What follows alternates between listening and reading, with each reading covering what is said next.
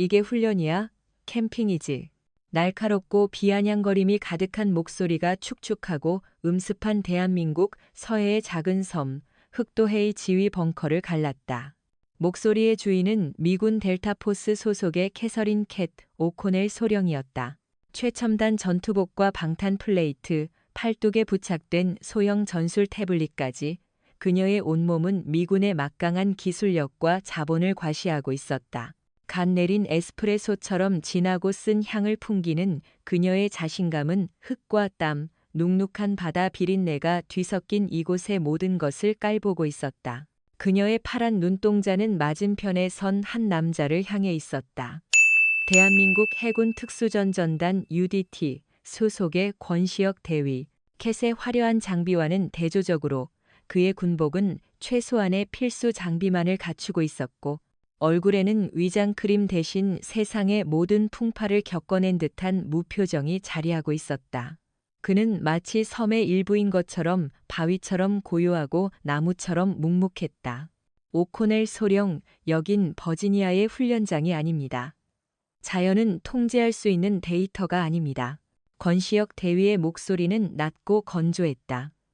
감정의 동요라고는 찾아볼 수 없는 마치 잘 조율된 기계음 같은 목소리였다. 그의 말에 캣은 코웃음을 쳤다. 그녀는 자신의 전술 태블릿 화면을 손가락으로 툭툭 치며 말했다. 권 대위, 지금은 21세기입니다. 자연은 극복의 대상이지 경배의 대상이 아니죠. 이 섬의 지형, 습도, 풍속, 예상 강우량까지 전부 제 태블릿 안에 데이터로 들어 있습니다. 당신네들이 바다의 유령처럼 은밀하게 움직이는 동안 제 드론 발키리는 이미 적의 심장부를 타격하고 상황을 끝낼 수 있습니다. 당신들이 땅을 기어 다닐 때 저는 하늘에서 전쟁을 끝낸다는 말입니다. 한미연합 대테러 훈련, 해신의 창 작전 브리핑은 시작부터 삐걱거렸다. 가상의 테러리스트들에게 점령당한 섬에 폐쇄된 연구소를 탈환하는 것이 이번 훈련의 목표였다. 캣은 최첨단 스텔스 드론을 이용한 정밀 폭격과 동시 강습을 주장했다. 빠르고 압도적이며 효율적인 방식. 현대전의 교과서 같은 계획이었다. 하지만 권시혁은 고개를 저었다. 이 섬의 날씨는 변덕스럽습니다. 특히 해무는 최첨단 장비의 센서마저 무용지물로 만듭니다. 드론이 길을 잃는 순간 우리의 위치도 함께 노출됩니다. 가장 안전한 길은 가장 조용한 길입니다. 놈들이 예측하지 못하는 해안 절벽 아래 파도가 동굴을 만든 루트로 침투해야 합니다. 동굴이라고요? 대위, 지금 장난합니까? 박쥐처럼 동굴에 매달려서 기어가자는 겁니까? 그러다 밀물이라도 들이치면 어쩌고요? 물때는 제 머릿속에 있습니다. 그리고 박쥐는 우리에게 길을 알려줄 겁니다. 짐승들은 사람보다 먼저 위험을 감지하니까요. 캣은 어이가 없다는 듯 웃음을 터뜨렸다. 21세기 최정예 특수부대 장교의 입에서 나올 소리라고는 믿기지 않았다. 짐승의 감을 믿고 작전을 짜자니 이건 원시 부족의 샤먼이나 할 법한 말이었다. 벙커 안의 미군 장교들은 캣의 자신감 넘치는 브리핑에 고개를 끄덕였고 한국군 장교들은 권시혁의 신중함에 무게를 뒀다. 팽팽한 긴장감 속에서 연합사령관이 결정을 내렸다. 좋다. 두 팀으로 나눈다. 오코넬 소령은 A루트, 권 대위는 B루트로 각자 침투한다. 목표 지점에서 먼저 신호탄을 터뜨리는 팀이 승리하는 것으로 한다. 실탄을 사용하는 만큼 각별히 주의하도록. 그것은 경쟁을 부추기는 최악의 결정이었지만 캣에게는 자신의 우월함을 증명할 최고의 기회였다. 그녀는 권시혁을 향해 의기양양한 미소를 지어 보였다. 어디 한번 그 잘난 자연의 소리를 들어보시지 라고 말하는 듯한 조롱이 담긴 미소였다. 권시혁은 아무런 대꾸도 없이 벙커를 나섰다. 그의 눈은 이미 훈련이 시작될 숲의 입구를 향해 있었다. 그는 알고 있었다. 캣이 간과하고 있는 가장 큰 변수는 적이나 날씨가 아니라 바로 그녀 자신의 오만이라는 것을. 훈련 시작 5분 전, 섬에는 장대비가 쏟아지기 시작했다. 캣의 예상 데이터보다 훨씬 거센 비였다. 짙은 해무까지 몰려와 한치 앞을 분간하기 어려웠다. 젠장 날씨 한번 고약하네. 캣은 욕설을 내뱉으며 드론 발키리의 이륙 준비를 서둘렀다. 이런 악천 후에도 비행이 가능한 최신형 군용 드론이었다. 열화상 카메라와 고성민 마이크가 장착되어 있어 이 짙은 안개 속에서도 목표물을 정확히 식별할 수 있었다. 그녀의 팀원들이 M사 소총의 안전장치를 풀며 전방을 경계했다. 반면 권시혁과 그의 UDT 팀원들은 비에 젖은 나뭇잎을 뜯어 위장 크림 위에 덧붙이고 있었다. 그들은 마치 처음부터 숲의 일부였던 것처럼 비와 안개 속으로 스며들 준비를 하고 있었다. 대위님, 저쪽은 장비가 정말 대단합니다.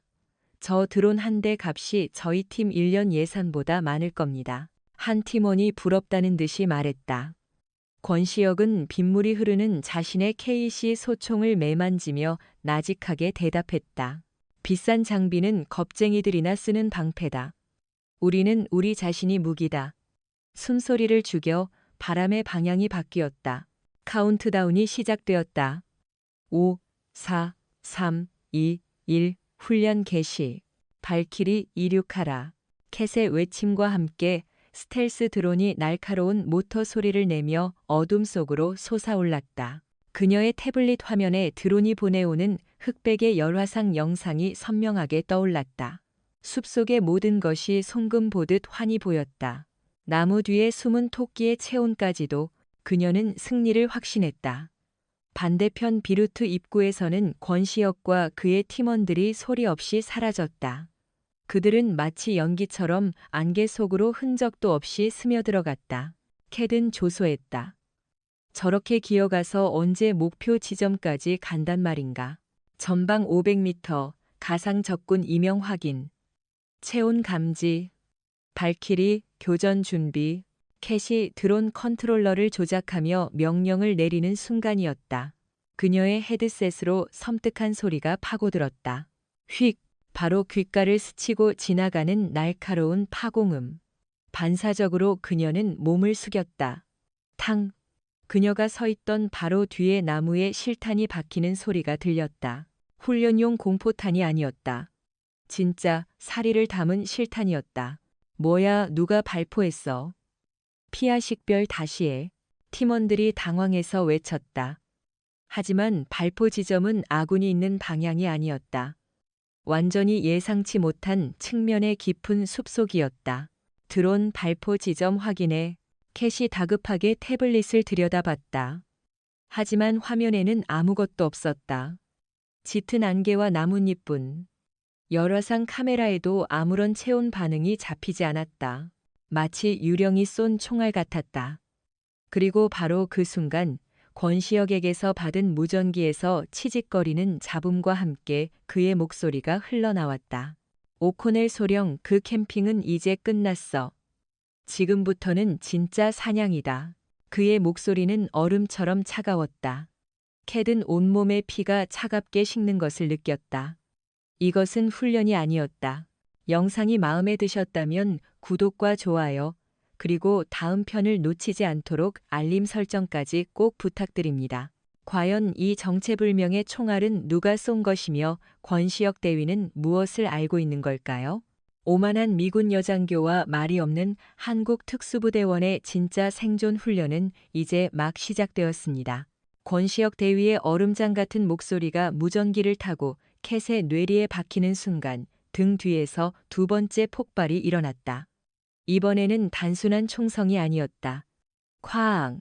지축을 흔드는 굉음과 함께 훈련용으로 설치된 가짜 암벽 일부가 무너져 내리며 시뻘건 화염을 토해냈다. 폭발의 압력파가 비바람을 뚫고 캣의 온몸을 강타했다.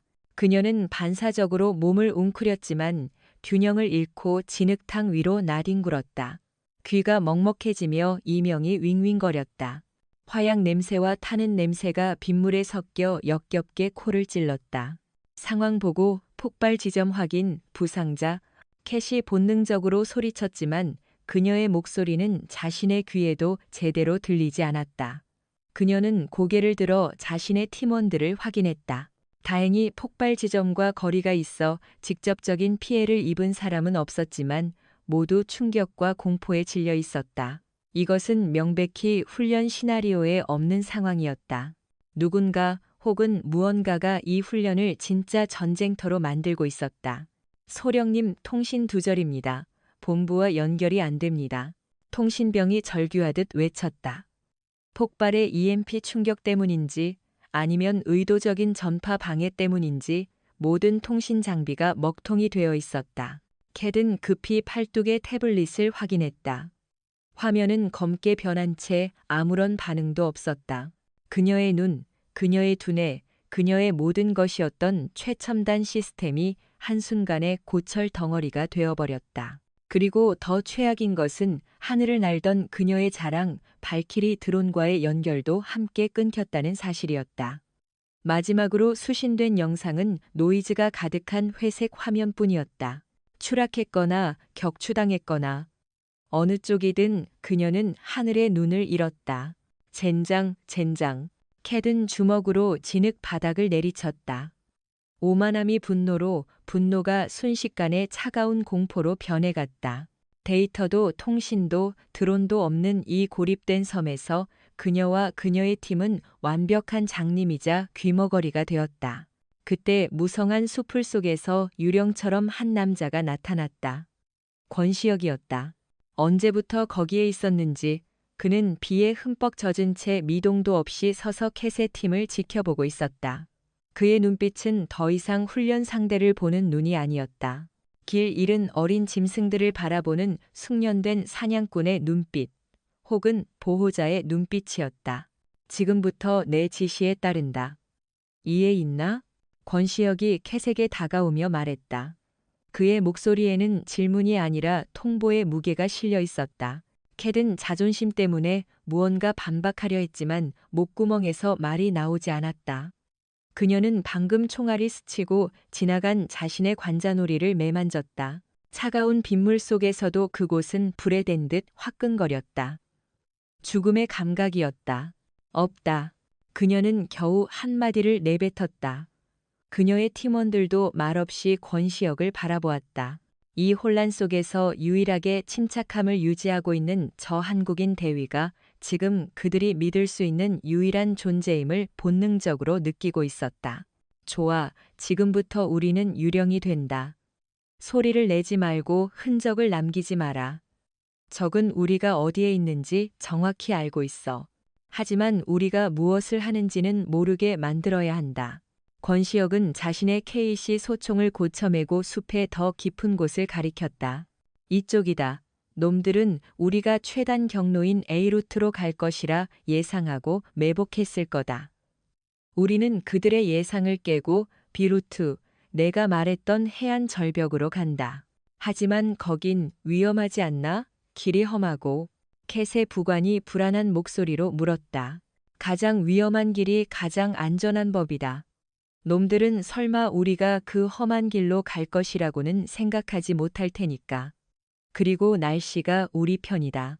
이 비와 안개가 우리의 흔적을 지워줄 거다. 따라와. 권시혁이 앞장섰다. 그의 발걸음은 놀라울 정도로 가볍고 조용했다. 젖은 나뭇잎을 밟아도 바스락거리는 소리 하나 내지 않았다. 캣과 그녀의 팀원들은 서투르게 그의 뒤를 따랐다. 최첨단 군화를 신었지만 그들의 발걸음은 진흙 속에서 질퍽거리며 요란한 소리를 냈다. 권시혁은 몇 걸음 가다 멈춰서서 뒤를 돌아보았다. 그는 캣의 발밑을 손가락으로 가리켰다. 오코넬 소령, 발 뒤꿈치로 걷지 마라. 발가락 끝부터 체중을 분산시켜서 고양이처럼. 당신의 그 비싼 군화는 소리를 너무 많이 내. 캣의 얼굴이 굴욕감으로 붉어졌다. 특수부대원이 일반 보병 같은 걸음걸이를 지적받다니. 하지만 그녀는 반박할 수 없었다. 그녀는 이를 악물고 그의 조언대로 걸음걸이를 수정하려 애썼다. 숲은 들어갈수록 깊어졌다. 하늘을 가린 나뭇잎 때문에 대낮인데도 사방은 어둑했다. 권시혁은 나침판이나 GPS 장비 하나 없이 오직 나무의 이끼 방향과 바람의 냄새, 그리고 희미한 짐승의 길을 따라 망설임 없이 나아갔다. 그 모습은 마치 숲과 대화하는 것처럼 보였다. 1시간쯤 걸었을까 권시혁이 갑자기 손을 들어 모두를 멈춰 세웠다. 그는 낮은 포복 자세로 땅에 귀를 대었다. 그의 모든 신경이 예민한 감지기처럼 주변의 미세한 진동을 읽고 있었다. 쉬. 그가 입술에 손가락을 가져다 댔다. 모두가 숨을 죽였다. 빗소리와 바람소리 외에는 아무것도 들리지 않았다. 캣은 인내심을 잃고 무언가 물어보려 했다. 바로 그때 권시혁의 눈빛이 매섭게 변했다. 엎드려. 그의 외침과 거의 동시에 그들이 방금 지나온 숲길에서 섬광과 함께 굉음이 터져 나왔다. 크레모아였다. 정면이 아닌 후방과 측면으로 수백 개의 쇠구슬을 뿌려대는 지향성 대인 지뢰. 만약 권시혁이 10초만 늦게 알아챘더라도 그들은 모두 벌집이 되었을 것이다. 제기랄, 놈들이 우리 뒤에도 덫을 놨어. 한 미군 병사가 겁에 질려 속삭였다. 공포가 전염병처럼 퍼져나갔다. 그들은 완벽하게 포위된 사냥감이었다. 권시혁은 고개를 들어 주변을 살폈다. 그의 시선은 땅바닥의 미세한 흔적들을 쐬고 있었다. 그는 손가락으로 땅의 작은 발자국들을 가리켰다. 저것 봐, 멧돼지 발자국이야. 놈들은 저 길로 가지 않았어. 방향을 틀었지. 짐승들은 본능적으로 위험을 피해 다닌다. 우리도 저 길을 따라간다. 그것은 캣의 군사 교범에는 없는 전술이었다. 동물의 감을 믿고 이동 경로를 결정하다니. 하지만 그녀는 이제 그의 말을 의심할 수 없었다. 그의 원시적인 방식이 방금 그들의 목숨을 구했다. 그녀의 데이터는 침묵했지만 그의 감각은 경보를 울렸다. 그들은 멧돼지의 흔적을 따라 비탈길을 내려갔다. 길은 더욱 험해졌고 발을 헛디딘 병사 하나가 미끄러지며 아래로 굴러떨어졌다. 다행히 큰 부상은 아니었지만 모두의 체력은 급격히 떨어지고 있었다. 그리고 마침내 그들은 해안 절벽의 가장자리에 도착했다. 뿌연 안개 너머로 성난 파도가 바위를 때리는 소리가 들려왔다. 이제부터가 진짜다. 정신 똑바로 차려. 권시혁이 절벽 아래를 가리켰다. 그곳에는 파도에 깎여 만들어진 좁고 어두운 동굴 입구가 희미하게 보였다. 하지만 동굴로 내려가는 길은 없어 보였다. 수직에 가까운 젖은 암벽뿐이었다.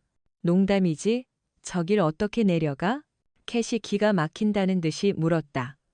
권시혁은 대답 대신 배낭에서 튼튼한 로프를 꺼냈다. 그는 로프의 한쪽 끝을 굵은 나무에 단단히 묶었다. UDT에게 바다는 놀이터고 절벽은 계단이다. 오코넬 소령, 당신이 가장 먼저 내려간다. 내가 왜? 당신이 지휘관이니까 부하들에게 안전하다는 걸 증명해 보여야지. 아니면 무서워서 못하겠나? 권시혁의 눈빛이 그녀를 꿰뚫어 보았다. 그것은 단순한 도발이 아니었다. 리더의 자격에 대한 시험이었다. 캣은 이를 악물었다. 그녀는 미군 델타포스의 엘리트였다. 이런 암벽 따위에 겁을 먹을 여자가 아니었다. 좋아하지. 그녀는 로프를 잡았다. 하지만 젖은 바위는 생각보다 훨씬 미끄러웠다. 그녀가 첫 발을 내딛는 순간 발이 미끄러지며 몸이 허공에 대롱대롱 매달렸다.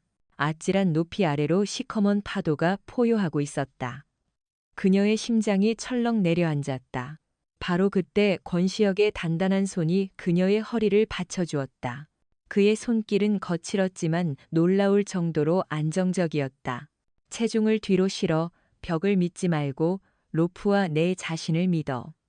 그리고 나를 믿어. 절대 놓치지 않아. 그의 낮은 목소리가 귓가에 울렸다. 캣은 처음으로 이 남자의 등 뒤에서 설명할 수 없는 강한 신뢰감을 느꼈다.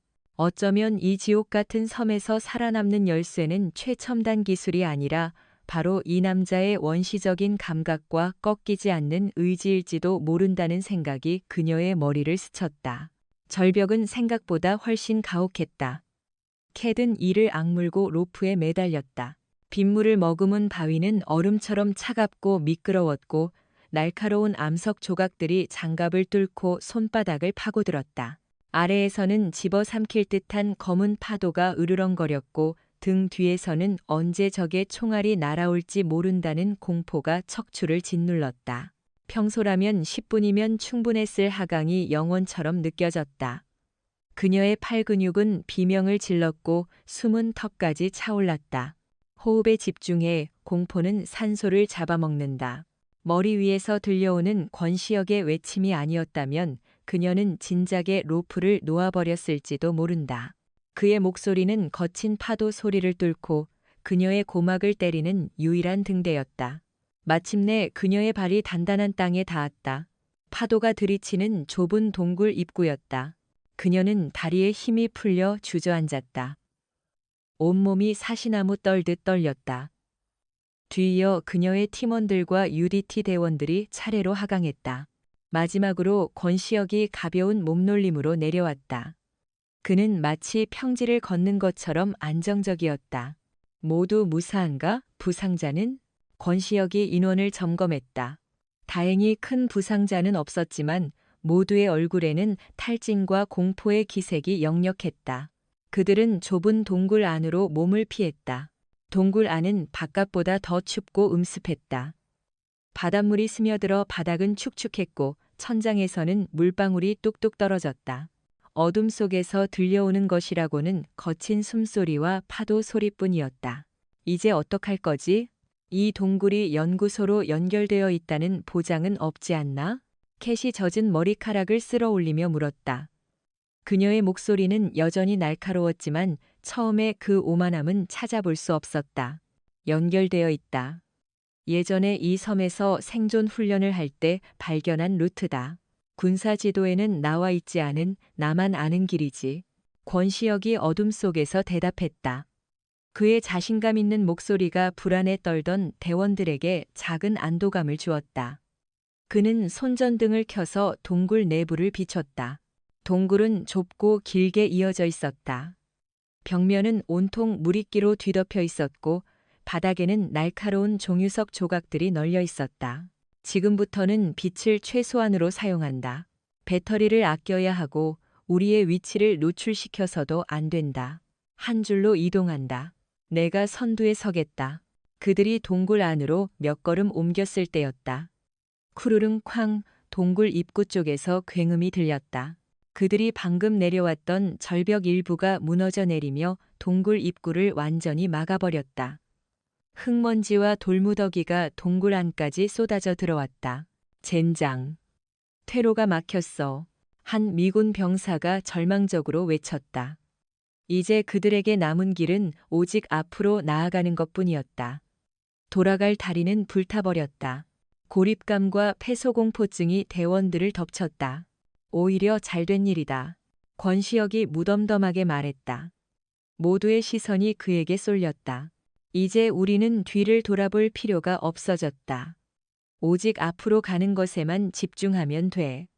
망설임은 적보다 무서운 법이다. 움직인다. 그의 말에는 기묘한 설득력이 있었다. 절망적인 상황을 오히려 기회로 만들어버리는 긍정적인 힘. 캣은 저 남자의 정신력이 대체 무엇으로 만들어졌는지 궁금해졌다. 강철인가 아니면 바위인가. 동굴 탐사는 끔찍했다. 허리를 숙여야만 지나갈 수 있는 좁은 구간이 계속되었고 어떤 곳은 포복 자세로 기어가야 했다. 칠흑 같은 어둠 속에서 의지할 것은 오직 앞사람의 발소리와 벽을 더듬는 자신의 손뿐이었다. 시간 감각이 사라졌다. 1시간을 걸었는지 3시간을 걸었는지 알 수 없었다. 배고픔과 갈증, 피로가 극한에 달했다. 더는 못 가겠어. 다리가 움직이지 않아. 캣의 팀원 중 한 명이 주저앉으며 신음했다.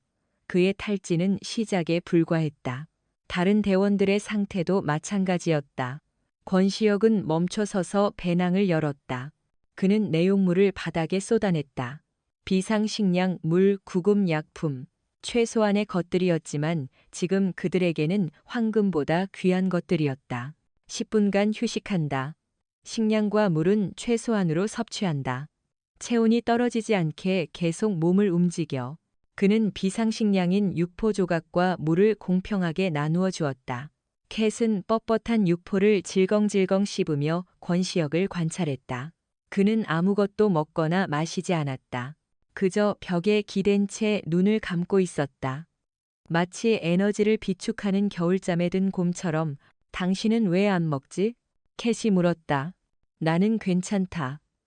당신들보다 이런 상황에 더 익숙하니까. 지휘관은 가장 마지막에 먹는 법이다.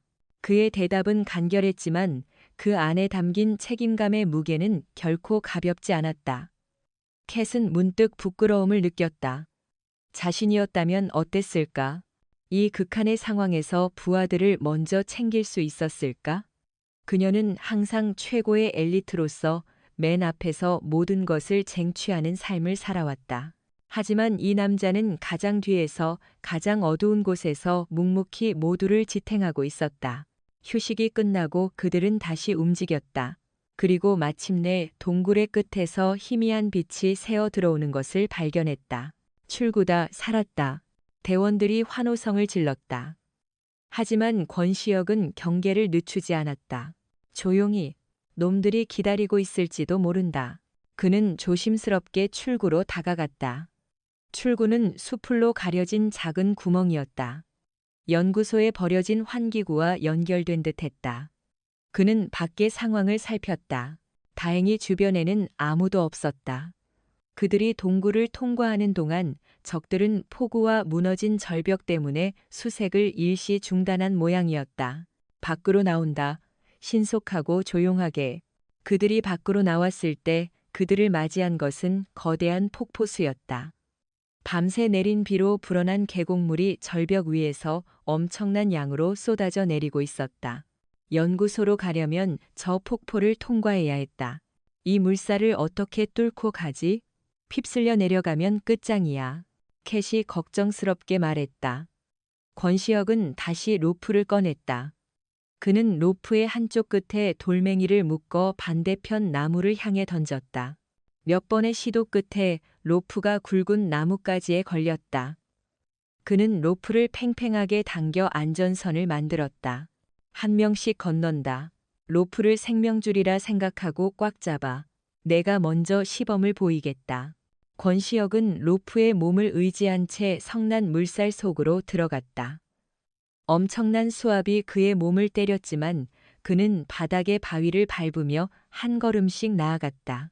그의 모습은 자연에 맞서는 인간의 의지를 보여주는 한 폭의 그림 같았다. 그가 무사히 반대편에 도착하자 대원들이 차례로 건너기 시작했다. 마지막으로 캣의 차례가 되었다. 그녀가 물속으로 들어서는 순간 갑자기 상류에서 거대한 통나무가 떠내려왔다. 피해. 권시혁이 소리쳤지만 이미 늦었다. 통나무가 캣의 옆구리를 강타했다. 악! 짧은 비명과 함께 그녀는 로프를 놓치고 급류에 휩쓸려 내려갔다. 차가운 물이 그녀를 집어삼켰다. 허우적거리는 그녀의 시야에 권시혁이 망설임 없이 폭포수 속으로 뛰어드는 모습이 보였다. 그는 한 마리의 흑표범처럼 거친 물살을 가르며 그녀에게 다가오고 있었다. 이 남자는 정말 인간이 맞는 걸까? 의식이 희미해지는 와중에 캣은 그런 엉뚱한 생각을 하고 있었다. 차가운 물이 폐부 깊숙이 밀려 들어왔다. 캣은 본능적으로 발버둥 쳤지만 급류의 힘은 그녀의 의지를 비웃듯 몸을 아래로 끌어당겼다. 시야가 흐려지고 의식이 아득해져 갈 때 강철 같은 팔이 그녀의 허리를 낚아챘다. 권시혁이었다. 그는 한 손으로 그녀를 붙잡고 다른 한 손으로는 물속 바위를 움켜쥐며 거센 물살에 저항했다. 그의 얼굴은 물에 젖어 있었지만 두 눈은 맹렬한 불꽃처럼 타오르고 있었다. 정신 차려, 숨 쉬어. 그가 귓가에 고함을 질렀다. 그의 목소리가 그녀의 꺼져가는 의식을 붙잡는 밧줄이 되었다. 그는 그녀를 끌어안은 채 거의 기적에 가까운 힘으로 물살을 거슬러 강가로 헤엄쳐 나왔다. 침으로 끌어올려진 캣은 격렬하게 기침하며 물을 토해냈다. 온몸이 두들겨 맞은 듯 쑤시고 아팠다. 특히 통나무에 부딪힌 옆구리는 숨을 쉴 때마다 칼로 찌르는 듯한 통증을 일으켰다. 괜찮나? 어디 부러진 곳은? 권시혁이 그녀의 상태를 살피며 물었다. 그의 얼굴에는 처음으로 노골적인 걱정의 빛이 서려 있었다. 옆구리가 너무 아파. 캣이 신음하며 말했다. 권시혁은 망설임 없이 그녀의 젖은 전투복 상의를 걷어 올렸다. 그의 행동에 캣이 움찔했지만 저항할 기력도 없었다. 그녀의 하얀 옆구리에는 시퍼렇게 거대한 멍이 들어 있었고 피부 일부가 찢어져 피가 흐르고 있었다. 늑골에 금이 간 것 같다. 다행히 부러져서 폐를 찌르진 않은 것 같군. 하지만 내버려두면 내부 출혈이 심해질 수 있어 응급 처치를 해야 한다. 그는 주변을 둘러보았다. 비는 그쳤지만 숲은 여전히 축축했다. 그는 UDT 대원들에게 주변 경계를 지시하고 캣의 팀원들에게는 불을 피울 준비를 시켰다. 그리고 자신은 숲속으로 사라졌다. 잠시 후 그는 손에 여러 종류의 풀과 나무 껍질을 들고 나타났다. 이게 뭐지? 캣이 의아하게 물었다. 약이다. 이건 지혈 효과가 있는 쇠뜨기 풀이고 이건 진통 효과가 있는 버드나무 껍질이다. 옛날 우리 조상들이 쓰던 방식이지. 그는 돌멩이 2개를 주워와 하나를 받침대 삼고 다른 하나로 약초를 빻기 시작했다. 그의 손놀림은 마치 수백 번은 해본 것처럼 익숙하고 정교했다. 딱딱한 돌멩이가 그의 손에서는 약을 만드는 절구가 되었다. 빻은 약초에 그는 자신의 침을 뱉어 섞었다. 뭐 하는 짓이야, 더럽게. 캣이 질색하며 소리쳤다. 타액에는 소독 성분이 있다. 지금은 깨끗한 물보다 이게 더 안전해. 그는 아무렇지 않게 대답하며 약초 반죽을 그녀의 상처에 조심스럽게 발랐다. 차가운 약초가 상처에 닿자 찌릿한 통증이 느껴졌지만 곧 시원한 느낌이 퍼지며 통증이 가라앉기 시작했다. 그는 자신의 속옷을 찢어 만든 천으로 상처 부위를 단단히 압박하며 붕대처럼 감았다. 그의 투박하지만 섬세한 손길에 캣은 묘한 기분을 느꼈다. 태어나서 처음으로 받아보는 원시적이지만 따뜻한 보살핌이었다. 불이 피워지고 대원들은 젖은 옷을 말리며 지친 몸을 녹였다. 권시혁은 캣의 곁에 앉아 말없이 불을 지켰다. 타닥타닥 타오르는 불꽃이 두 사람의 얼굴을 비췄다. 정적이 흘렀다. 고마워. 또 구해줬군. 캣이 먼저 침묵을 깼다. 내 임무니까. 아니, 임무 이상이었어. 당신은 목숨을 걸고 물에 뛰어들었어. 내가 본부로 복귀하면 당신에게 훈장을 수여하도록 정식으로 건의하겠다. 필요 없다. 훈장보다는 살아있는 부하가 더 중요하니까. 권시혁이 불을 쬐며 얼어붙은 손을 녹였다. 그의 손등에는 굳은 살과 흉터가 가득했다. 수많은 훈련과 전투의 흔적이었다. 당신은 항상 그런 식인가? 어떤 식? 그렇게 자신을 돌보지 않는 건 말이야.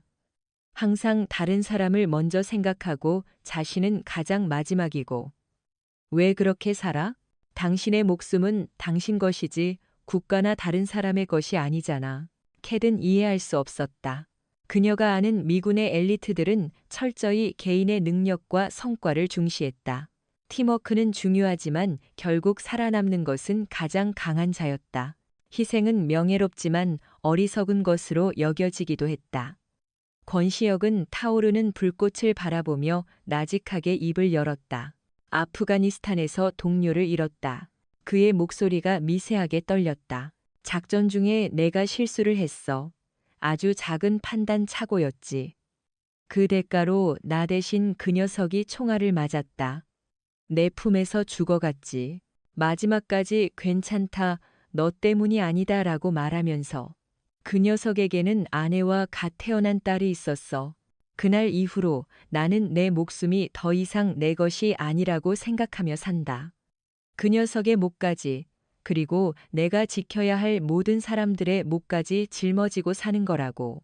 그것은 처음으로 드러낸 그의 속내이자 깊은 상처였다. 캣은 아무 말도 할 수 없었다. 그녀는 그저 그의 어깨에 자신의 손을 가만히 얹었다. 위로의 말은 필요 없었다. 그저 함께 있어주는 것만으로도 충분했다.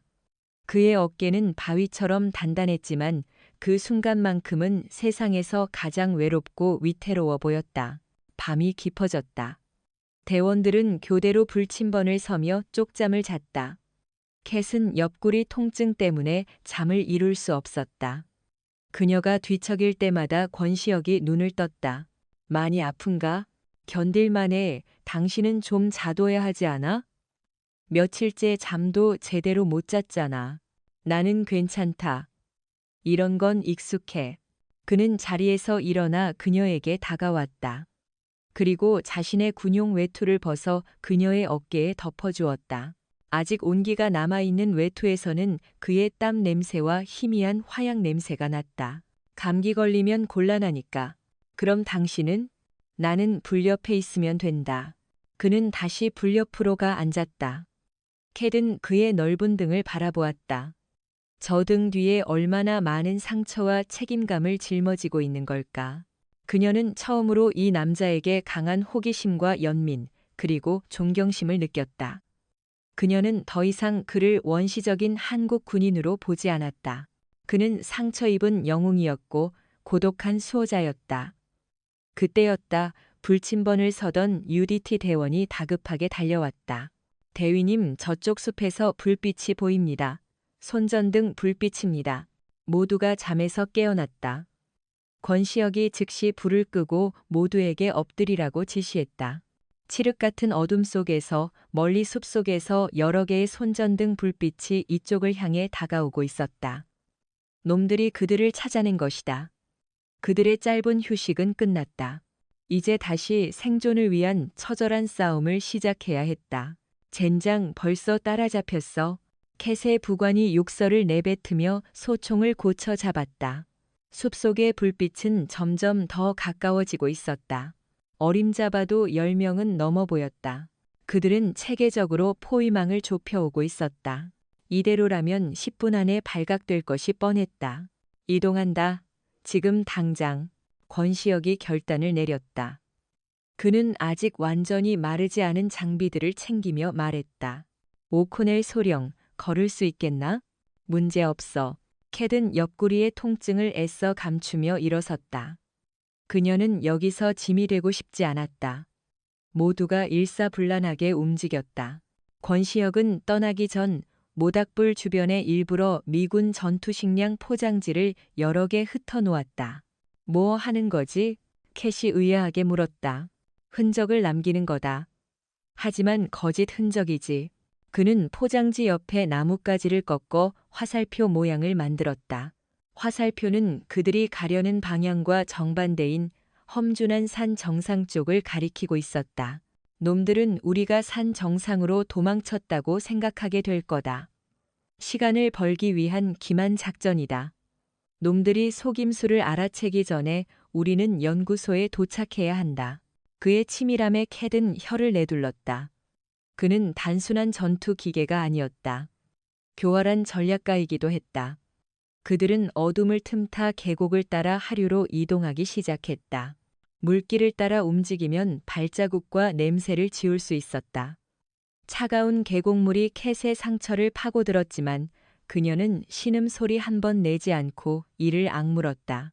그녀의 머릿속은 오직 생존이라는 단 하나의 목표로 가득 차 있었다. 얼마나 걸었을까? 그들은 마침내 연구소의 낡은 철조망 펜스에 도착했다. 폐쇄된 지 10년이 넘은 연구소는 유령의 성처럼 음산했다. 녹슨 철조망과 잡초가 무성한 마당, 깨진 유리창이 밤바람에 덜컹거렸다. 보안 시스템은 살아있나? 권시혁이 물었다. 폐쇄될 때 모두 꺼졌을 거다. 하지만 놈들이 자체적으로 경계 시스템을 설치했을 가능성이 있어. 적외선 감지기나 동작 센서 같은 것들. 캣이 대답했다. 그녀의 기술 전문 지식이 빛을 발하는 순간이었다. 내가 먼저 들어가서 확인하겠다. 여기서 대기해. 권시혁은 펜치로 철조망을 소리 없이 절단하고 안으로 들어갔다. 그는 고양이처럼 낮은 포복으로 건물 외벽을 따라 이동했다. 잠시 후 그가 수신호를 보내왔다. 안전하다는 신호였다. 모두가 안으로 진입했다. 연구소 내부는 예상대로 암흑이었다. 퀴퀴한 곰팡내와 약품 냄새가 뒤섞여 코를 찔렀다. 그들은 손전등 빛을 최소한으로 사용하며 복도를 따라 이동했다. 놈들의 주둔지는 어디일까? 캣이 속삭였다. 전력이 공급되는 곳. 중앙통제실이나 발전시설이 있는 곳일 가능성이 크다. 권시혁이 대답했다. 그의 예상이 맞았다. 지하 1층으로 내려가자 희미한 불빛과 함께 사람들의 웅성거리는 소리가 들려왔다. 중앙통제실이었다. 놈들은 비상 발전기를 돌려 전력을 사용하고 있었다. 권시혁과 캣은 문틈으로 안을 엿보았다. 중무장한 용병 대여섯 명이 모니터 앞에 모여 있었다. 모니터에는 섬의 지도가 떠 있었고 그들이 방금 빠져나온 계곡 주변에 붉은 점들이 표시되어 있었다. 놈들이 그들의 예상 이동 경로를 추적하고 있었던 것이다. 젠장, 저놈들 우리보다 한 수 위였어. 캣이 나직하게 욕설을 뱉었다. 그녀의 시선이 용병들 사이에 서 있는 한 남자에게 고정되었다. 그는 다른 용병들과는 다른 지휘관으로 보이는 남자였다. 그는 지도 앞에서 부하들에게 무언가 지시하고 있었다. 역광 때문에 얼굴은 잘 보이지 않았지만 그 익숙한 실루엣과 몸짓, 권시혁의 몸이 순간적으로 굳어졌다. 그의 눈동자가 믿을 수 없다는 듯 크게 흔들렸다. 박진태. 권시혁의 입에서 아주 낮은 목소리로 이름 하나가 흘러나왔다. 누구? 캣이 물었다. 내 동기다. UDT에서 그림자라고 불렸던 녀석이지. 나보다 더 뛰어난 대원이었다. 3년 전 작전 중에 실종 처리됐는데 살아있었군. 그의 목소리에는 분노와 배신감, 그리고 이루 말할 수 없는 슬픔이 뒤섞여 있었다. 박진태. 그는 권시혁에게 단순한 동료가 아니었다. 피를 나눈 형제보다 더 가까운 사이였다. 생사를 넘나드는 훈련을 함께 견뎠고 서로의 등을 맡기며 전장을 누볐다. 그런 그가 지금 적이 되어 눈앞에 나타난 것이다. 어째서? 권시혁은 혼란스러웠다. 그때 박진태가 고개를 돌렸다. 그의 얼굴이 불빛 아래 드러났다. 예전에 그 선하고 강직했던 얼굴은 온데간데 없었다. 차갑고 비열한 미소, 그리고 탐욕으로 번들거리는 눈빛. 그의 뺨에는 길고 흉측한 흉터가 그어져 있었다. 놈들이 노리는 게 뭘까? 단순한 몸값이나 테러는 아닌 것 같아. 캣이 상황을 냉정하게 분석했다. 이 연구소, 폐쇄되기 전에 뭘 연구하던 곳이지? 권시혁이 물었다. 군사 기밀 사항이라 나도 자세히는 모른다. 하지만 비공식적으로는 차세대 잠수정용 소형 핵연료를 개발하던 곳이라는 소문이 있었다. 소형 핵연료. 그 단어가 두 사람의 뇌리를 때렸다. 만약 그게 사실이라면 이것은 단순한 테러가 아니라 전 세계를 위협할 수 있는 엄청난 사건이었다. 박진태와 용병들은 그 핵연료의 프로토타입을 훔치기 위해 이 섬에 온 것이다. 그리고 그들의 계획을 우연히 방해하게 된 한미 연합훈련팀을 제거하려 했던 것이다. 모든 게 설명이 돼. 첫 번째 폭발도 통신 두절도 전부 놈들의 계획이었어.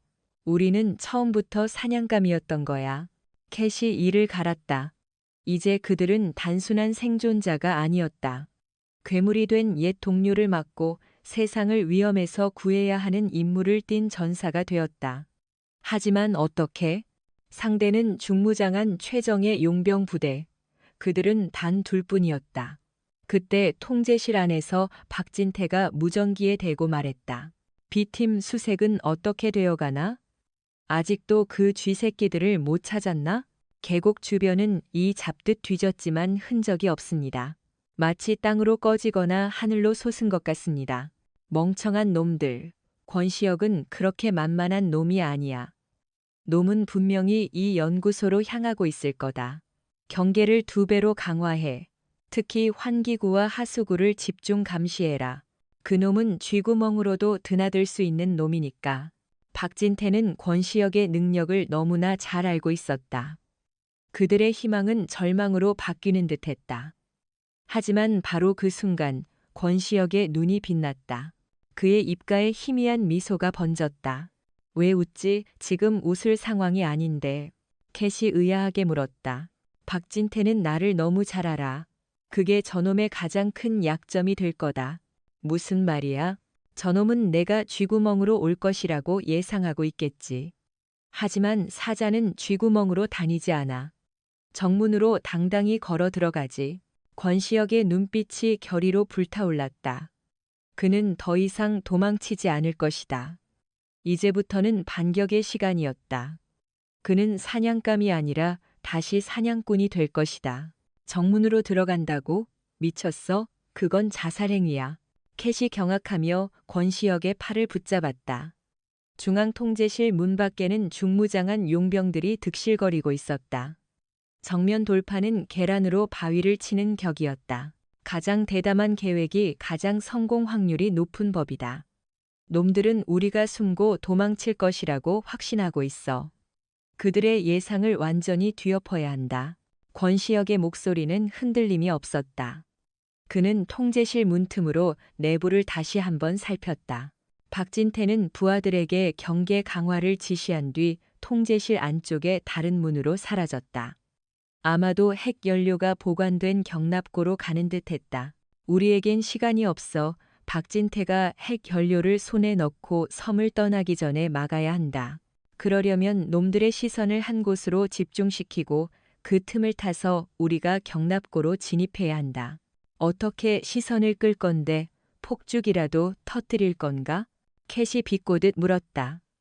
권시혁은 대답 대신 연구소 복도 벽에 걸린 낡은 소화전을 가리켰다. 저것보다 더 좋은 게 있지. 그는 소화전 유리를 소리 없이 깨고 안에 있던 굵은 소방 호스를 꺼내 들었다. 그리고 복도 반대편에 있는 비상벨 스위치를 턱으로 가리켰다. 캣은 순간 그의 의도를 알아차렸다. 설마 연구소 전체에 물을 뿌리겠다고? 물이 아니라 거품이지. 이 연구소는 화학약품을 다루던 곳이라 일반 소화전이 아니라 포말 소화전이 설치되어 있다. 저 비상벨을 누르면 모든 스프링클러에서 엄청난 양의 소화 거품이 쏟아져 나올 거다. 하지만 그러면 우리도 갇히게 되잖아. 시야가 막히고 움직임도 둔해질 텐데. 그게 바로 핵심이야. 우리만 그런 게 아니지. 놈들도 마찬가지다. 하지만 우리에겐 저놈들에게 없는 게 하나 있어. 권시혁이 자신의 머리를 손가락으로 가리켰다.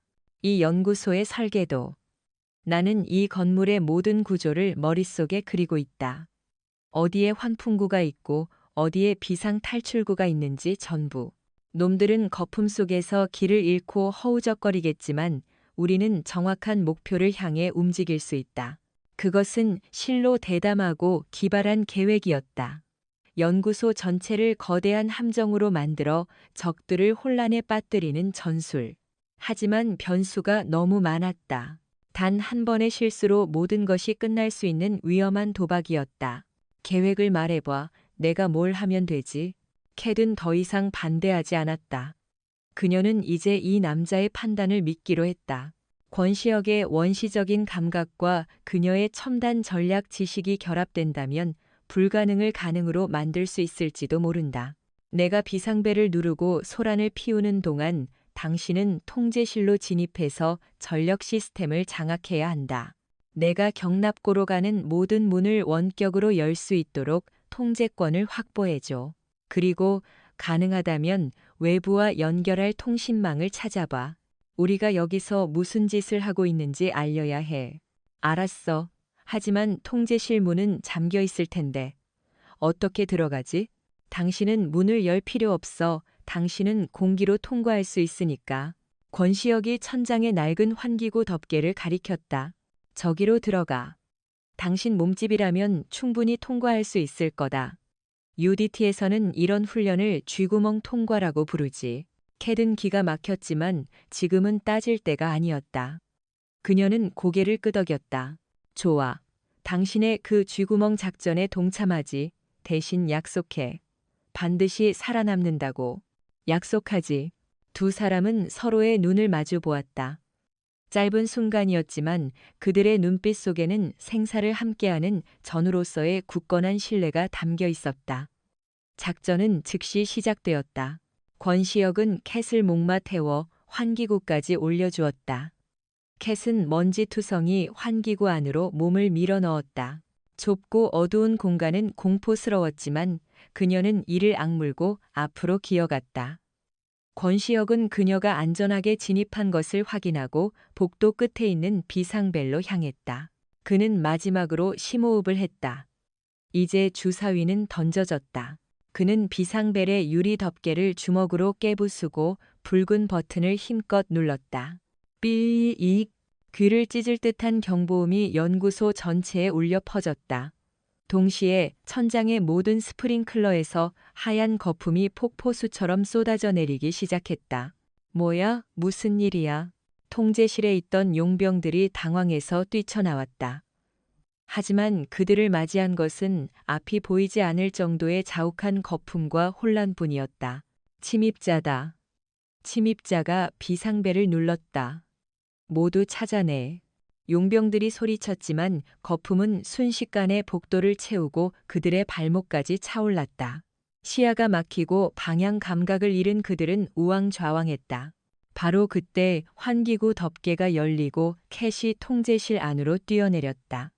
그녀는 망설임 없이 중앙 컴퓨터로 달려가 키보드를 두드리기 시작했다. 그녀의 손가락이 현란하게 움직였다.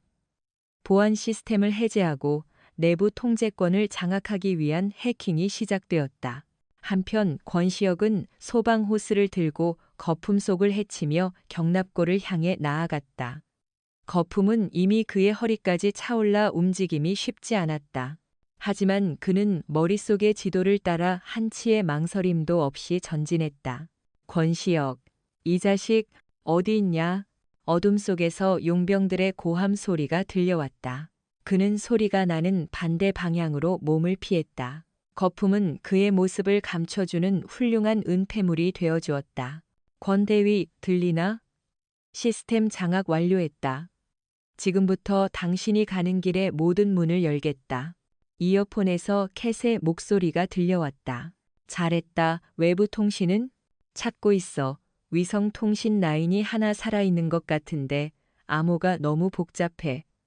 시간이 좀 걸릴 것 같아.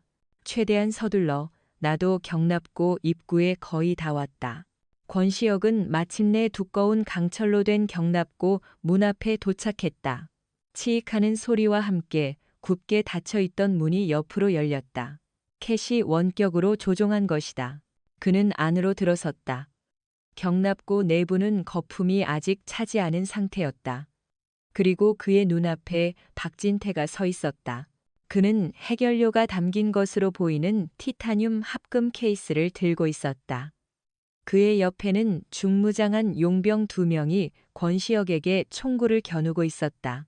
올 줄 알았다, 시혁아. 박진태가 비열하게 웃으며 말했다. 역시 넌 정문으로 들어오는군. 하나도 변하지 않았어. 그래서 네가 항상 나한테 졌던 거야. 진태야. 멈춰. 지금이라도 늦지 않았어. 권시혁이 낮게 말했다. 늦었다고? 아니 이제 시작인데. 이 케이스 하나면 난 평생 먹고 살 돈을 벌 수 있어. 배신자 소리를 듣더라도 가난하고 명예뿐인 군인으로 죽는 것보단 낫지. 너도 이리 와. 내 밑으로 들어오면 한 자리 챙겨주마. 닥쳐. 권시혁의 눈이 분노로 타올랐다. 넌 군인의 명예를 더럽혔어.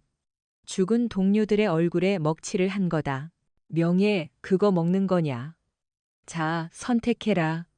나와 함께 갈 건지 아니면 여기서 죽을 건지. 박진태가 손짓하자 양옆의 용병들이 방아쇠에 손가락을 걸었다. 일촉즉발의 상황. 하지만 권시혁은 당황하지 않았다. 그는 여전히 손에 소방 호스를 굳게 쥐고 있었다. 나는 세 번째 선택지를 고르겠다. 세 번째. 그래, 내 놈을 내 손으로 직접 심판하는 것. 말이 끝남과 동시에 권시혁은 소방 호스의 밸브를 최대로 열었다. 숨케의 엄청난 수압의 거품이 용병들을 향해 발사되었다. 엄청난 압력으로 뿜어져 나온 하얀 거품이 두 용병의 얼굴을 정통으로 강타했다. 그것은 단순한 비눗방울이 아니었다. 수십 기압으로 압축된 액체는 그 자체로 강력한 둔기였다. 크헉, 용병들은 비명도 제대로 지르지 못한 채 뒤로 나가 떨어졌다. 총구가 허공을 향하며 총알이 천장을 향해 발사되었다. 탕탕 쇳소리가 경납고를 울렸다. 시야가 완전히 가려진 용병들은 눈을 비비며 허우적거렸다. 권시혁은 그 찰나의 순간을 놓치지 않았다. 그는 거품 속을 미끄러지듯 파고들어 한 놈의 팔을 꺾고 다른 놈의 턱을 팔꿈치로 가격했다. 순식간에 2명의 중무장한 용병이 의식을 잃고 바닥에 쓰러졌다. 역시 여전하구나 내 놈의 실력은. 박진태는 당황하지 않았다. 그는 오히려 흥미롭다는 듯이 혀를 날름거렸다.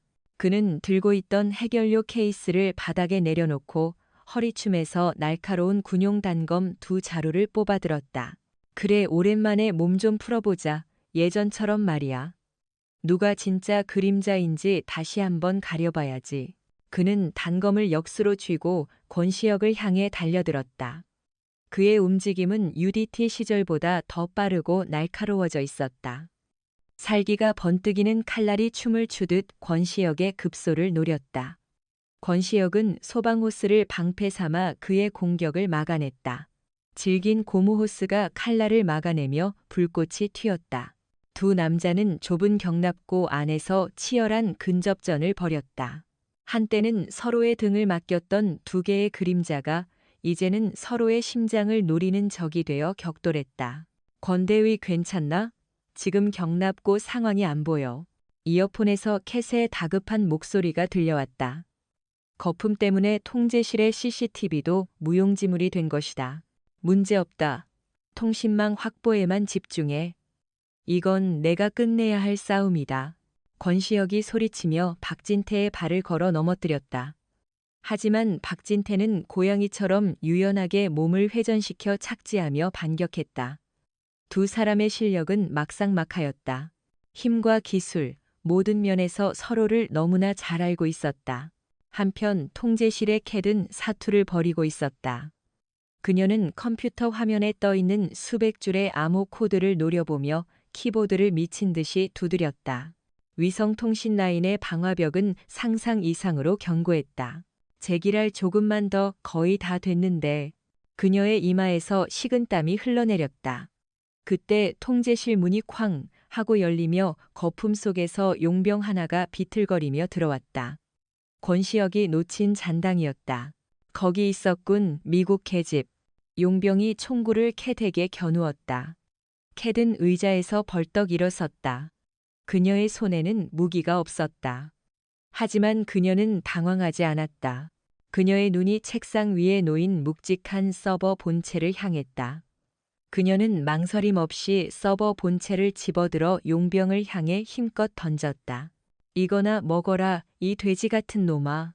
수십 킬로그램의 쇳덩이가 용병의 머리를 강타했다. 억소리와 함께 용병이 바닥에 쓰러졌다. 캣은 거친 숨을 몰아쉬었다. 그녀도 이제 연약한 전략가가 아니었다. 생존 본능이 그녀를 전사로 만들고 있었다. 그녀는 다시 컴퓨터 앞에 앉아 마지막 암호 해독에 집중했다. 마침내 화면에 ACC-ESS 그랜티드 접근 허가라는 녹색 문구가 떠올랐다. 성공이야. 그녀는 즉시 주한미군 사령부와 연결된 비상 채널을 열었다. 메이데이, 메이데이. 여기는 흑도 해신의 창 훈련 지역. 실제 상황이다. 반복한다. 실제 상황. 경납고 안 권시혁은 박진태의 맹공에 조금씩 밀리고 있었다. 박진태는 수단과 방법을 가리지 않았다. 그는 바닥에 공구를 집어던지고 튀어나온 배관을 이용해 권시혁을 몰아붙였다. 왜 이렇게까지 하는 거냐? 돈 때문이라면 다른 길도 있었잖아. 권시혁이 소리쳤다. 돈? 물론 돈도 중요하지. 하지만 그게 다가 아니야, 시혁아. 나는 버려졌어. 국가에게 그리고 너에게. 박진태의 눈에 광기 어린 분노가 서렸다. 3년 전 그 작전 기억나나? 우리가 정보부의 개가 되어 더러운 임무를 처리했던 그날. 나는 적에게 잡혔어. 하지만 국가는 나를 구하지 않았지. 오히려 작전 실패를 은폐하기 위해 나를 실종자로 처리해버렸어. 나는 지옥 같은 고문을 받으며 살아남았다. 오직 복수심 하나로 나를 버린 국가와 나를 구하러 오지 않은 너에게 복수하겠다는 일념으로. 그의 절규에 권시혁은 충격을 받았다. 그는 박진태가 전사한 줄로만 알고 있었다. 국가가 그를 버렸다는 사실은 꿈에도 몰랐다. 그건 사실이 아니야, 나는. 권시혁이 무언가 말하려던 순간 박진태가 그 틈을 놓치지 않고 권시혁의 옆구리를 단검으로 깊숙이 찔렀다. 윽! 권시혁의 입에서 신음이 터져나왔다. 날카로운 통증과 함께 힘이 빠져나갔다. 그는 비틀거리며 무릎을 꿇었다. 피가 군복을 붉게 적셨다. 이제 끝이다, 권시혁. 넌 명예라는 허울 좋은 이름 아래 죽고 나는 돈과 자유를 얻는 거지. 공평하지 않나? 박진태가 승리를 확신하며 다가왔다. 그는 권시혁의 심장을 향해 마지막 일격을 날리려 했다. 바로 그때였다. 쾅쾅쾅. 경납고의 강철문이 미친 듯이 흔들리기 시작했다. 마치 거대한 공성 망치가 문을 두드리는 것 같았다. 박진태가 놀라서 문 쪽을 돌아보았다. 문이 찌그러지며 뒤틀리기 시작했다. 그리고 마침내 우지끈하는 굉음과 함께 문이 통째로 뜯겨져 나가며 거대한 노란색 물체가 경납고 안으로 돌진해 들어왔다. 그것은 연구소 지게차였다. 운전석에는 캣이 앉아 있었다. 그녀의 눈은 분노로 이글거리고 있었다. 내 파트너에게서 손 떼, 이 배신자 새끼야. 그녀는 지게차의 날카로운 포크를 박진태를 향해 겨누고 있었다. 권시혁을 구하기 위해 그녀는 통제실을 나와 지게차를 몰고 경납고 문을 부수고 들어온 것이다. 박진태의 얼굴에 처음으로 당혹감이 스쳤다. 그는 지게차의 거대한 위용 앞에서 본능적으로 뒷걸음질 쳤다. 그가 예상했던 시나리오에 저런 미친 미국 여자는 없었다. 계집 하나가 감히. 그가 욕설을 내뱉으며 단검을 캣에게 던졌다. 칼날이 캣의 뺨을 스치고 지나가 운전석 유리에 박혔다. 아찔한 순간이었지만 캣은 눈 하나 깜짝하지 않았다. 그녀는 엑셀을 더 깊이 밟았다. 굉음을 내며 돌진하는 지게차를 피해 박진태는 옆으로 몸을 날렸다. 지게차는 그가 서 있던 자리를 그대로 들이받고 벽에 부딪혀 멈춰 섰다. 권대위. 캣이 운전석에서 뛰어내려 쓰러져 있는 권시혁에게 달려갔다. 그의 옆구리에서는 피가 멈추지 않고 흘러나오고 있었다. 그녀는 자신의 옷소매를 찢어 상처를 꽉 눌러 지혈했다. 정신 차려. 죽으면 안 돼. 당신 아직 나한테 빚진 거 있잖아. 그녀의 목소리가 절박하게 울렸다. 권시혁은 희미하게 눈을 떴다. 오코넬 소령. 무모하군 하지만 멋있었어. 그는 피식 웃으려 했지만 고통 때문에 얼굴이 일그러졌다. 한편 박진태는 넘어진 충격에서 벗어나 비틀거리며 일어섰다. 그의 눈은 증오로 시뻘겋게 충혈되어 있었다. 그는 바닥에 놓인 해결료 케이스를 향해 달려갔다. 이것만 있으면 돼. 그가 케이스를 집어들고 경납고의 다른 출구를 향해 뛰기 시작했다. 안 돼, 저놈을 막아야 해. 캣이 소리쳤지만 권시혁을 두고 쫓아갈 수는 없었다. 이대로 그를 놓치는가 싶던 바로 그 순간이었다. 박진태가 달려가던 출구 쪽에서 섬광과 함께 굉음이 터져 나왔다. 쾅! 출입문이 안쪽으로 폭발하며 박진태의 앞을 가로막았다. 폭발의 충격으로 그는 바닥에 나뒹굴었다. 누구냐? 박진태가 소리쳤다. 연기가 거치자 출입구에는 방금 도착한 UDT 대원들과 미군 특수부대원들이 총구를 겨누고 서 있었다. 캣의 구조 요청이 마침내 도착한 것이다. 헬리콥터 소리가 연구소 밖을 뒤흔들었다. 박진태, 무기를 버리고 투항하라. 넌 완전히 포위됐다. 권시혁의 부관이 확성기를 통해 외쳤다. 박진태는 사방을 둘러보았다. 모든 퇴로가 막혔다. 그는 허탈하게 웃었다. 결국 이렇게 끝나는 건가? 시혁아, 내가 이겼다. 그는 해결료 케이스를 내려놓고 두 손을 머리 위로 올렸다. 하지만 그의 눈빛은 여전히 무언가를 꾸미는 듯 교활하게 빛나고 있었다. 대원들이 조심스럽게 그에게 다가가 수갑을 채우려 했다. 바로 그때 박진태가 품속에서 작은 기폭 장치를 꺼내 들었다. 하지만 나 혼자 죽진 않아. 이 연구소 전체와 함께 가는 거다. 그가 기폭 장치의 버튼을 누르려 했다. 모두가 경악하며 얼어붙었다. 하지만 그의 손가락이 버튼에 닿기 전 한 발의 총성이 울렸다. 탕! 기폭 장치를 든 박진태의 손목에서 피가 터져 나왔다. 그의 손에서 기폭 장치가 떨어져 나갔다. 총을 쏜 것은 권시혁이었다. 그는 캣의 부축을 받아 겨우 몸을 일으킨 채 떨리는 손으로 권총을 쥐고 있었다. 그는 마지막 남은 힘을 짜내 방아쇠를 당긴 것이다. 끝났다, 진태야. 권시혁이 나직하게 말했다. 박진태는 피 흘리는 손목을 부여잡고 무릎을 꿇었다.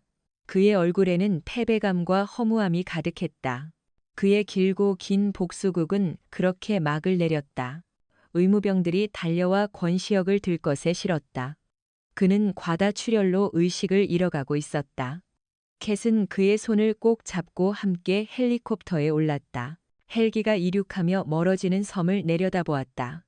한때는 지옥 같았던 그 섬이 이제는 두 사람의 운명을 송두리째 바꿔놓은 기적의 장소가 되어 있었다. 캣은 의식을 잃은 권시혁의 얼굴을 내려다보며 조용히 속삭였다. 이제 내가 당신을 지킬 차례야, 바다의 유령. 그녀는 그의 상처가 자신의 것인 양 아팠다. 그리고 깨달았다. 이 감정이 단순한 전우애나 존경심이 아니라는 것을, 그것은 그녀가 평생 처음 느껴보는 지독하고 뜨거운 사랑이었다. 헬리콥터의 프로펠러 소리가 점점 멀어지고 박진태는 차가운 경납고 바닥에 홀로 남겨졌다. UDT 대원들이 그를 둘러싸고 있었지만 그의 눈에는 아무것도 보이지 않았다. 오직 권시혁이 실려가던 마지막 모습만이 잔상처럼 남아 있었다. 패배감, 굴욕감, 그리고 아주 희미한 후회. 내가 뭘 잘못한 걸까? 그는 피 흘리는 손목을 내려다보았다. 한때는 조국을 위해 총을 쥐었던 손이었다. 이제는 동료의 피를 묻힌 더러운 손이 되어버렸다. 대원들이 그를 일으켜 세워 끌고 가려던 순간이었다. 박진태의 눈빛이 돌변했다. 그의 입가에 마지막 남은 비열한 미소가 걸렸다. 아직 끝나지 않았어. 그가 뱀처럼 속삭이며 발에 숨겨두었던 마지막 비수를 뽑아들었다. 그는 자신을 부축하던 대원의 목을 인질로 잡았다. 모두 물러서. 안 그러면 이놈 목을 그어버리겠다. 순식간에 상황이 역전되었다. 대원들은 차마 총을 쏘지 못하고 멈칫했다. 헬기를 다시 불러 나를 이 섬 밖으로 안전하게 데려다줘. 당장. 박진태가 광기 어린 목소리로 소리쳤다. 그의 마지막 발악이었다. 하지만 그의 요구에 응답한 것은 헬리콥터가 아니었다. 경납고 천장의 거대한 환풍구가 굉음을 내며 열리기 시작했다. 그리고 그곳에서 검은 로프 하나가 뱀처럼 스르르 내려왔다. 로프를 타고 내려온 것은 캣이었다. 그녀는 헬리콥터에서 내린 뒤 이 마지막 위협을 자신의 손으로 끝내기 위해 다시 돌아온 것이다. 인질극은 시시하지 않나, 박진태 씨? 그녀는 전투복 소매를 걷어붙이며 천천히 다가왔다. 그녀의 손에는 아무런 무기도 없었다. 미국 계집 내가 왜 다시 나타나? 내 파트너가 흘린 피 값을 받으러 왔지. 그리고 당신에게서 중요한 걸 하나 빼앗아야겠어. 당신의 그 하찮은 자존심 말이야. 캣의 도발에 박진태는 이성을 잃었다. 죽고 싶구나. 그는 인지를 밀쳐내고 캣에게 달려들었다. 하지만 캣은 피하지 않았다. 그녀는 박진태가 달려드는 힘을 역이용했다. 그녀는 몸을 낮춰 그의 팔을 잡아채고 유도 기술처럼 부드럽게 몸을 회전시키며 그를 바닥에 매다 꽂았다. 쾅! 박진태는 자신의 힘에 자신이 나가떨어진 꼴이 되었다. 그는 당황했다. 저 여자가 단순한 전략가가 아니었다는 말인가? 델타포스에서는 기술만 가르치지 않아. 적의 기술을 파괴하는 법도 가르치지. 당신의 그 뻔한 움직임은 이미 내 데이터베이스에 전부 입력되어 있어. 그녀는 쓰러진 박진태의 팔을 꺾어 제압했다. UDT 대원들이 달려들어 그를 완전히 포박했다. 모든 것이 끝났다. 진짜로. 캣은 거친 숨을 몰아쉬며 바닥에 주저앉았다. 긴장이 풀리자 온몸에 힘이 빠져나갔다. 그녀는 권시혁이 너무나도 보고 싶었다. 며칠 후 서울의 군 병원. 권시혁은 병실 침대에 누워 창밖을 바라보고 있었다. 수술은 성공적이었지만 그는 앞으로 몇 달간 꼼짝없이 병상에 누워 있어야 했다. 그때 병실 문이 열리고 캣이 들어왔다. 그녀는 군복 대신 깔끔한 사복 차림이었다. 그녀의 손에는 작은 화분이 들려 있었다. 몸은 좀 어때, 바다의 유령? 그녀가 미소를 지으며 다가왔다. 그럭저럭. 근데 침대는 역시 불편해. 바위 동굴이 더 나았던 것 같아. 권시혁이 농담을 건넸다. 거짓말, 코까지 골면서 잘만 자던데. 캣이 그의 침대 옆 의자에 앉으며 말했다. 두 사람 사이에 편안한 침묵이 흘렀다. 박진태는 어떻게 됐지? 권시혁이 조심스럽게 물었다. 군사 재판에 넘겨졌어. 아마 평생 감옥에서 썩게 될 거야. 국가 기밀 유출에 살인 미수, 테러, 죄목이 너무 많아서 다 기억도 안 나. 이슬, 그가 당신에게 했던 말 들었어. 국가가 그를 버렸다는 거? 사실이야? 권시혁은 천천히 고개를 끄덕였다. 진실의 일부겠지. 하지만 그게 그의 죄를 정당화할 수는 없어. 그는 선을 넘었어. 어떤 이유로도 용서받을 수 없는 선을. 그의 목소리는 담담했지만 그 안에는 깊은 슬픔이 배어 있었다. 캣은 그의 손을 가만히 잡았다. 이제 다 잊어. 당신은 최선을 다했어. 당신은 영웅이야. 아니, 나는 영웅이 아니야. 그저 살아남은 사람일 뿐이지. 두 사람은 한참 동안 말없이 서로의 손을 잡고 있었다. 창밖으로 서울의 야경이 별처럼 빛나고 있었다. 그때 캣이 결심한 듯 입을 열었다. 나 본국으로 복귀하라는 명령을 받았어. 내일 아침 비행기야. 권시혁의 심장이 덜컥 내려앉았다. 벌써 가는 건가? 응. 하지만 다시 돌아올 거야. 이 지긋지긋한 서류 작업을 끝내고 당신을 스카우트하러. 스카우트? 그래. 미군에 당신 같은 인재가 필요해. 자연과 교감하는 특수부대원이라니 아주 유니크하잖아. 연봉은 내가 보장하지. 그녀는 장난스럽게 윙크했다. 권시혁은 피식 웃었다. 생각해보지. 당신이 내 개인 교관이 되어준다면 물론 당신의 그 엉터리 영어 발음부터 고쳐주겠어. 두 사람은 마주보며 웃었다. 이별을 앞두고 있었지만 그들의 마음은 그 어느 때보다 가깝게 연결되어 있었다. 캣이 자리에서 일어나 떠나려 할 때 권시혁이 그녀의 손목을 잡았다. 캣. 그가 처음으로 그녀의 이름을 불렀다. 기다릴게. 그 한마디에 캣의 눈에 눈물이 고였다. 그녀는 고개를 숙여 그의 이마에 가볍게 입을 맞추었다. 나도. 그것은 폭풍우가 지나간 뒤의 고요함, 그리고 새로운 시작을 알리는 약속이었다. 1년이라는 시간이 흘렀다. 계절은 4번 바뀌었고 흑도의 지옥 같았던 기억은 희미한 흉터처럼 남았다. 하지만 어떤 기억은 시간이 지날수록 더욱 선명해지는 법이다. 진해의 해군 특수전전단 훈련장. 권시혁은 절뚝거리며 연병장을 걷고 있었다.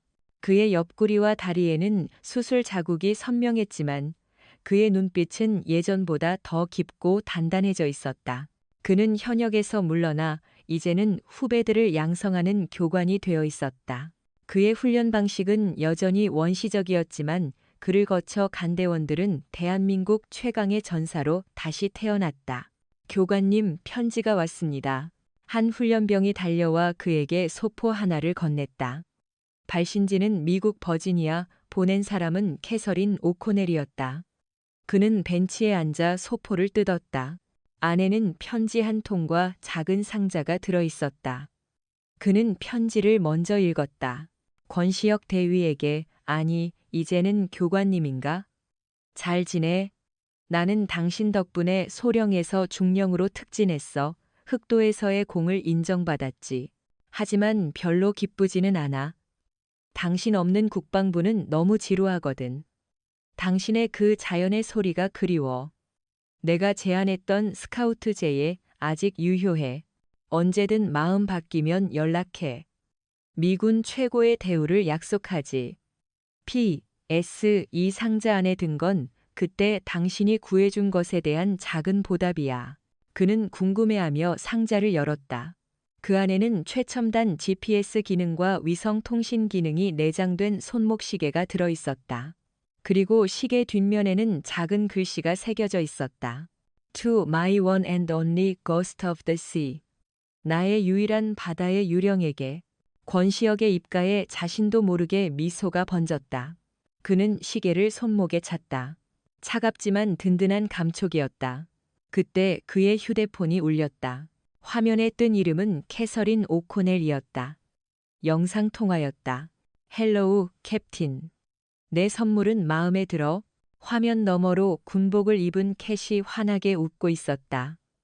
1년 만에 보는 얼굴이었지만 어제 만난 것처럼 익숙했다. 너무 비싼 걸 보냈군. 나는 보답할 게 없는데. 보답은 몸으로 하면 돼. 이쪽으로 와서 나를 좀 도와줘. 당신 없으니까 보고서 쓰는 게 너무 힘들어. 거짓말. 당신은 나보다 더 유능한 장교잖아. 그래, 유능하지. 하지만 재미가 없어. 당신이랑 함께 있을 때처럼 말이야. 그녀의 목소리가 조금 진지해졌다. 시혁 씨, 보고 싶어. 그녀가 처음으로 그의 이름을 다정하게 불렀다. 권시혁의 심장이 쿵 하고 내려앉았다. 나도 보고 싶다, 캣. 그의 대답에 화면 속 캣의 눈이 반짝였다. 그럼 결정됐네. 내가 다음 주에 한국으로 갈게. 스카우트 계약서 들고 도장 찍을 준비나 하고 있어. 잠깐, 그렇게 갑자기? 인생은 원래 갑작스러운 거야. 흑도에서처럼 말이지. 그녀는 윙크를 날리고는 전화를 끊었다. 권시혁은 잠시 멍하니 휴대폰 화면을 바라보다가 이내 큰 소리로 웃음을 터뜨렸다. 역시 그녀다운 저돌적이고 예측 불가능한 여자였다. 그는 자리에서 일어났다. 절뚝거리던 다리에 힘이 넘치는 것 같았다. 그는 훈련장을 가로질러 바다가 보이는 언덕으로 향했다. 붉은 석양이 수평선을 물들이고 있었다. 그는 바다를 보며 생각했다. 자신은 바다의 유령이었지만 이제 더 이상 혼자가 아니었다. 자신을 찾아낼 수 있는 유일한 레이더를 가진 사막의 매 같은 여자가 있었으니까. 일주일 후 인천국제공항. 권시혁은 어색한 사복 차림으로 입국장 게이트 앞에 서 있었다. 잠시 후 게이트가 열리고 수많은 사람들 속에서 유독 빛나는 한 여자가 걸어 나왔다. 캐서린 캣 오코넬. 그녀는 그를 발견하고는 주변 시선은 아랑곳하지 않고 달려와 그의 품에 와락 안겼다. 드디어 잡았네, 나의 유령. 너무 꽉 앉지마, 부상병이야. 권시혁이 투덜거렸지만 그의 팔은 그녀의 허리를 단단히 감싸 안고 있었다. 그래서 계약서에 사인할 준비는 됐어? 캣이 그의 품에서 고개를 들며 물었다. 그 전에 확인할 게 있어. 뭔데? 권시혁은 그녀의 얼굴을 감싸쥐고 천천히 고개를 숙였다. 그리고 그녀의 입술에 깊게 입을 맞추었다. 1년 동안의 그리움과 기다림이 모두 녹아내리는 듯한 길고 뜨거운 키스였다. 입술이 떨어지고 그가 씩 웃으며 말했다. 역시 캠핑보다는 이게 훨씬 낫군. 그의 말에 캣은 웃음을 터뜨렸다. 그것은 오만과 조롱이 아닌 사랑과 행복이 가득 담긴 웃음이었다. 바다의 유령과 사막의 매. 너무나도 달랐던 두 사람은 이제 하나의 하늘 아래에서 함께 날아오를 준비를 하고 있었다. 그들의 진짜 이야기는 이제 막 시작되고 있었다.